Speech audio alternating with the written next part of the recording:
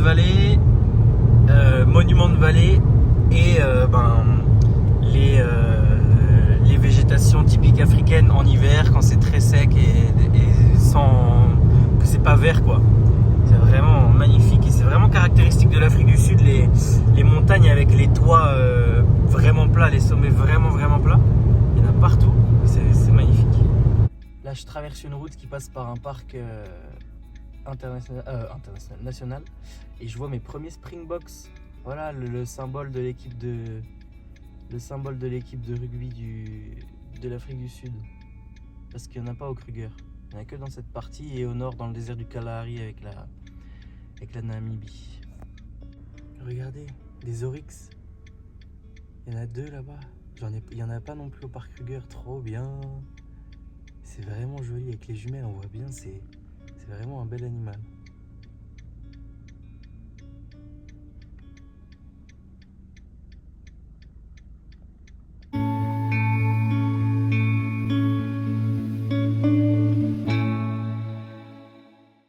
Il faut savoir que le Springbok est la seule gazelle d'Afrique du Sud.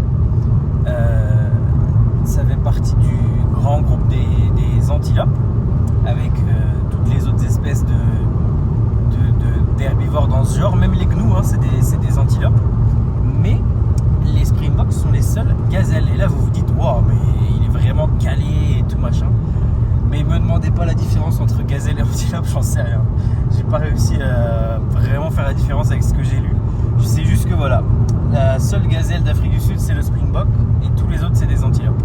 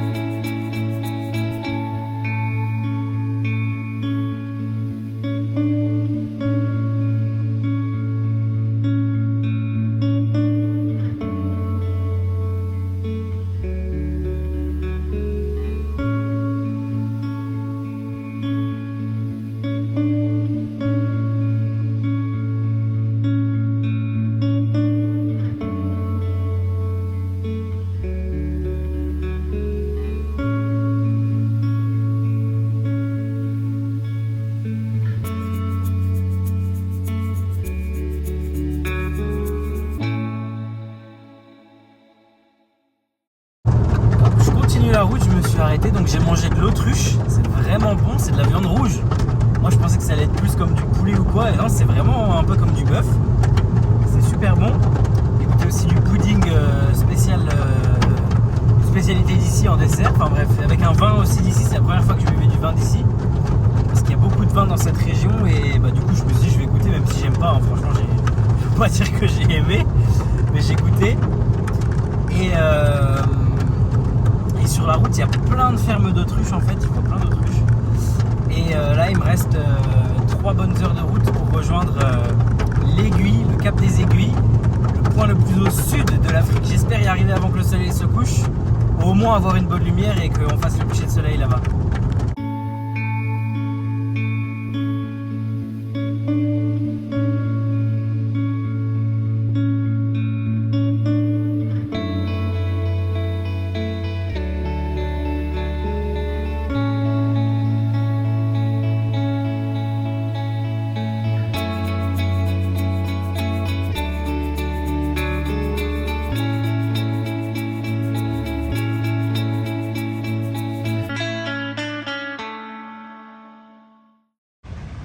Voilà, le point le plus au sud d'Afrique.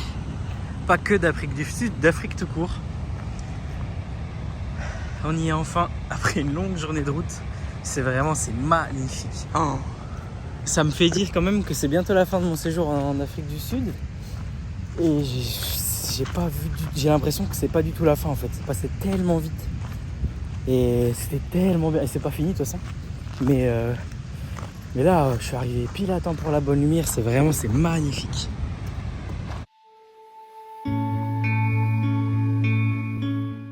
Bon alors c'est plus symbolique qu'autre chose, hein, mais voilà la séparation entre les deux océans, Atlantique, Indien.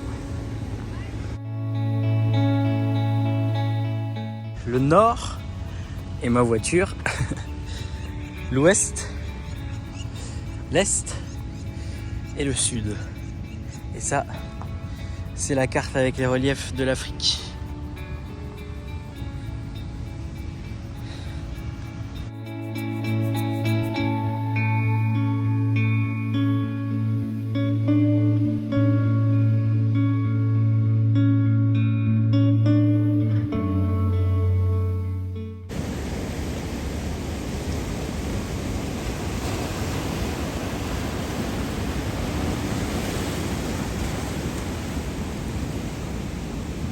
C'était mon rêve d'aller en Afrique du Sud.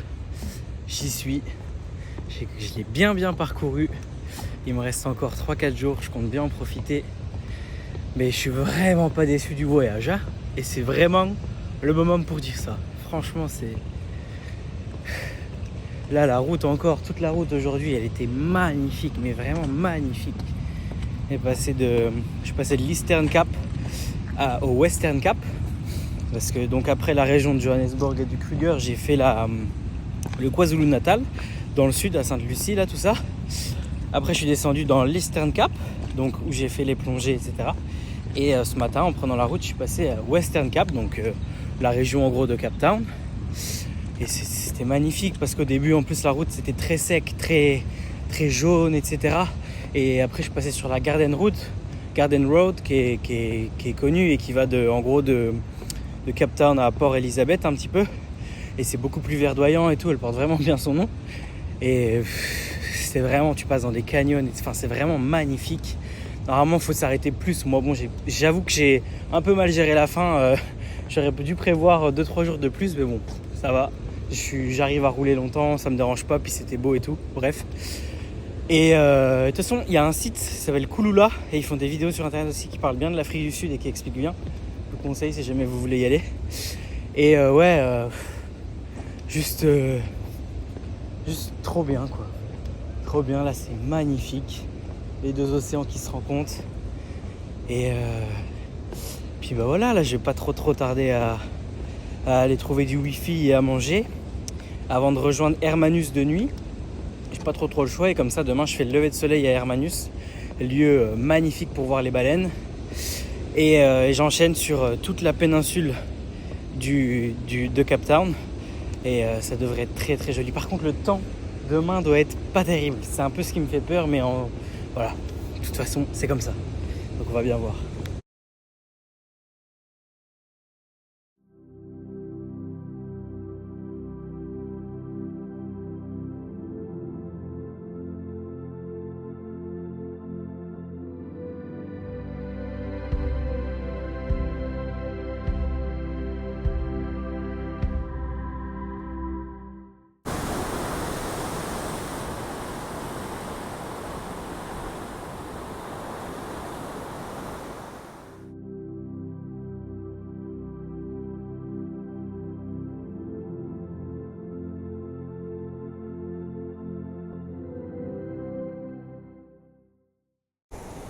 Il y en a des dizaines là, des petites marmottes là qui sont en train de venir de là-bas et qui sont en train de tous tranquillement rejoindre ici. Il y en a une qui est pas loin du tout là. C'est vraiment rigolo à voir.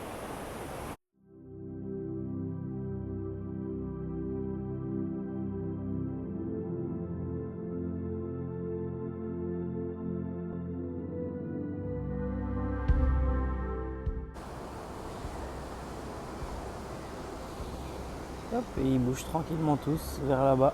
Ça doit être le spot du jour. Ils s'arrêtent et puis ils vont repartir. Hop.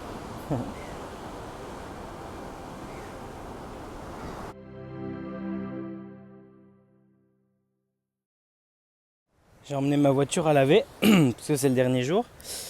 Là, il me reste un peu de temps, je profite de l'océan et après je bouge dans la péninsule du Cap.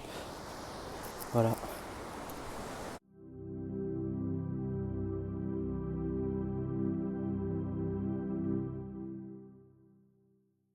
On est passé des très belles maisons au bidonville carrément, hein. C'est vraiment des bidonvilles ici. J'arrive très proche de Cap Town et c'est fou comme c'est devenu mais nuageux, brumeux là en peu de temps. On voit pas très loin devant soi et vraiment c'est gris quoi. Dégoûté. Je suis dégoûté parce que hier il faisait beau, demain il fait beau et aujourd'hui ben il fait vraiment on voit rien, enfin on voit un peu mais c'est pas joli quoi. C'est vraiment gris. Bon c'est comme ça hein. Mais pour les vues magnifiques que j'aurais pu avoir, je suis un petit peu deg vu que c'est le dernier jour où j'ai la voiture, je vais pas pouvoir y retourner demain. Mais bon, c'est comme ça, c'est la vie, on peut pas tout avoir. Là on voit un petit peu la montagne qui se dessine, mais non, c'est pas exceptionnel. J'espère que je verrai les manchots, parce que là je vais à la plage célèbre, là où il y a tous les manchots. J'espère qu'au moins on pourra les voir depuis le point de vue. Je suis dégoûté. C'est magnifique, le sable il est magnifique, mais on voit rien, quasiment.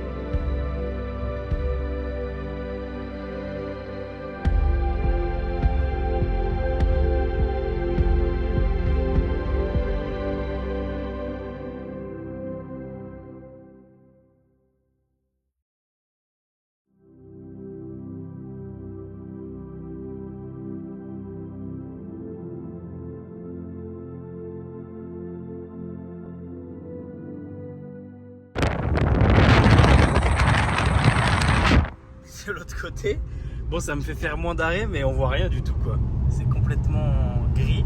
Ça se voit même moins à la vidéo je trouve qu'en vrai. Mais en vrai on voit vraiment rien. C'est un océan mais de nuages. On voit un petit peu en dessous l'eau mais sinon c'est très bizarre. Ils sont très bas dans la cuve en fait des falaises. On voit les falaises hein, tout là-bas et c'est vraiment que des nuages. Mais en vrai c'est joli là.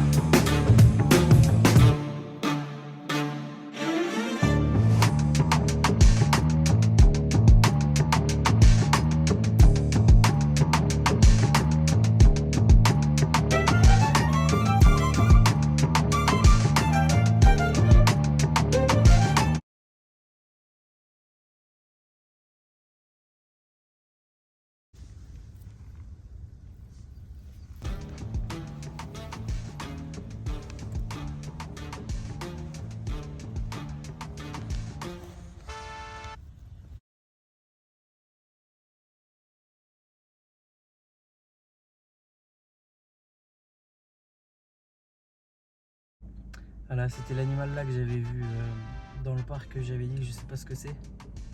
Donc en anglais ça s'appelle Boonterbuck. Il faut que je regarde en français ce que c'est. J'ai un mec qui m'a donné le nom en anglais, maintenant il faut que je regarde.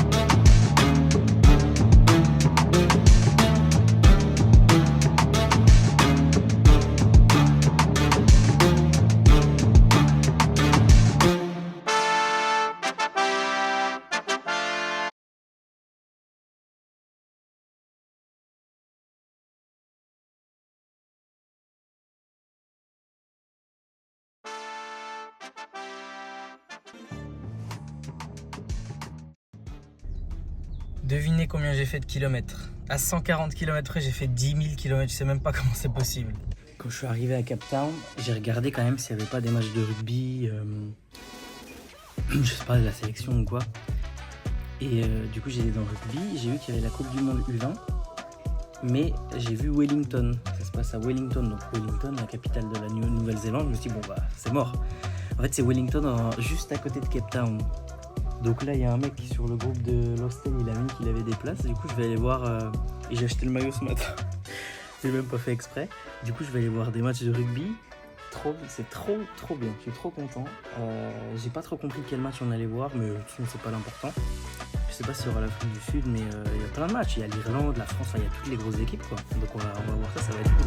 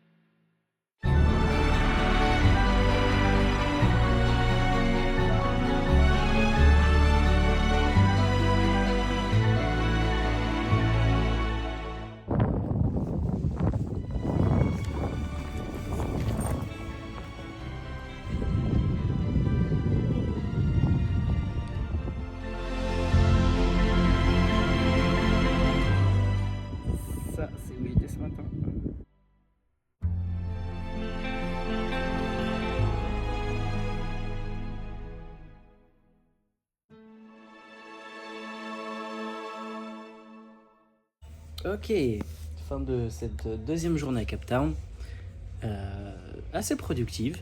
Donc ce matin, je suis allé à Robben Island, donc la prison, enfin l'île où il y avait la prison politique durant l'apartheid, où il y a eu Nelson Mandela et tous les autres prisonniers politiques. Donc on l'a rejoint en ferry. Une fois sur place, on a un premier tour d'un peu moins d'une heure où on visite en bus l'île avec plusieurs points de passage. On a appris par exemple, on en a appris pas mal sur la vie de Sobukwe qui était le président, enfin oui, le président du parti de l'ANC pendant l'apartheid au début et qui était considéré encore plus dangereux et par les gars de l'apartheid que Nelson Mandela. C'était super intéressant, moi je connaissais pas trop sa vie, tout ça à lui. Donc on a appris plein de trucs et après du coup on s'est posé à pied et on a été dans la prison. On a visité les différents secteurs et on a fait ça avec pas n'importe quel guide. En fait, les guides qui font ça, qui font le tour à pied, c'est des anciens prisonniers politiques. Et du coup, déjà que quand tu fais les musées sur ces sujets-là, ça te prend, c'est lourd, etc. Tu sens quand même que il s'est passé des choses, que c'est dur, etc. Mais là, quand c'est un ancien prisonnier qui a été en prison 13 ans dans cette prison, ça fait vraiment... Enfin, c'est vraiment... Ouais, je sais pas comment expliquer exactement le sentiment, mais t'es obligé de respecter, de t'intéresser, enfin je sais pas comment dire, mais ça force le respect quoi. Et du coup on a visité avec lui et on a vu la cellule de Mandela, mais pas que, on a vu plein de trucs, c'était trop bien. Ils nous ont expliqué aussi comment ils s'échangeaient les textes politiques, tout ça. Comment Nelson Mandela il cachait le fait qu'il écrivait A Long Way to Freedom, là son livre. Enfin c'était vraiment, ils étaient privés de plein de droits. Enfin, c'est vraiment dur. Je sais même pas comment les anciens prisonniers ils font pour rester sur l'île et continuer à y aller vraiment. Mais du coup, c'était super intéressant. C'était super. Et après, je suis rentré, je suis allé dans une diamanterie en rentrant parce que l'Afrique du Sud, c'est quand même un pays connu pour les diamants. Il se peut que j'ai acheté un petit diamant. J'ai acheté, voilà, un petit diamant. Enfin, un petit, il est pas si petit que ça. Voilà, magnifique. Voilà, après l'émeraude en Colombie, j'ai acheté un diamant ici. Donc, je suis content. Bon, c'est pas le diamant, il coûte pas 10 000 euros. Hein, mais c'est un vrai diamant. J'étais chez un diamantaire qui m'a expliqué plein de trucs, c'était trop bien. Et après, je suis allé à Table Mountain. Il y a 2 semaines, j'aurais été en rando à fond, machin. Là, je suis fatigué, j'ai la flemme de faire des randos vraiment. Du coup, j'ai pris le téléphérique. Voilà. C'était plus rapide et moins fatigant. Et c'était magnifique, vraiment. C'est la vue des deux côtés, on a vu sur le cap de Bonne-Espérance, enfin c'est magnifique. Donc c'était super. Je pensais que ça fermait après le coucher du soleil, j'étais un peu déçu. Le dernier il était à 5h donc on n'a pas eu le coucher de soleil, mais c'était super quand même. Et du coup bah voilà, là c'est la fin de journée, je range un peu les affaires parce que demain c'est mon dernier jour, donc je commence tout doucement à ranger. Et puis je suis tellement content d'être venu en Afrique du Sud, le pays qui vraiment de rêve un peu que je voulais faire, etc. Je peux enfin dire que je l'ai fait, je l'ai bien fait. Et c'est sûr que je reviendrai, c'est sûr.